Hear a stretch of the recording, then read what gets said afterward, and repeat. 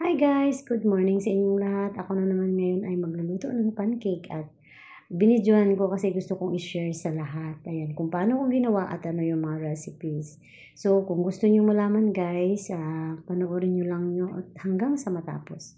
Ayan, yan po ang aking pancake at ngayong araw na to, gusto ng alaga ko, pancake with Nutella. Ayan, so, let's go! Gagawin na natin! So, una guys, 2 cup ng all-purpose plain flour. Yan. 2 kutsarita, 2 teaspoon ng baking powder.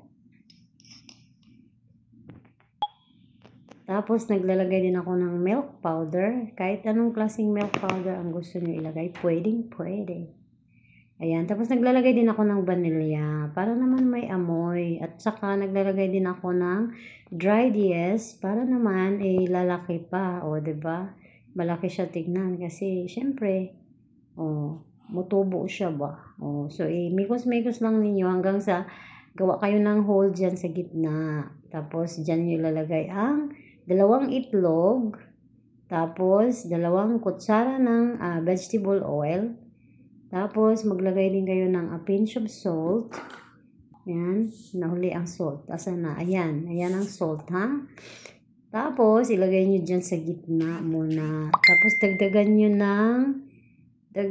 nyo ng isang cup at kalahati ng fresh milk. Actually, 2 ang piniprepare ko, pero hindi ko muna ilalagay lahat-lahat. 1 at kalahati lang muna kasi mamaya pag kulang, so ayan, ilalagay natin. Pero pag sobrang basa naman, syempre, huwag na natin ilagay. Yan, so mekos-mekos na naman. Ang problema ngayon, hindi nyo magustuhan yung aking camera dyan kasi tingnan nyo nga, naggalaw-galaw kasi ang isang kamay ko, ayan, dinagdagan ko na kasi hindi siya masyadong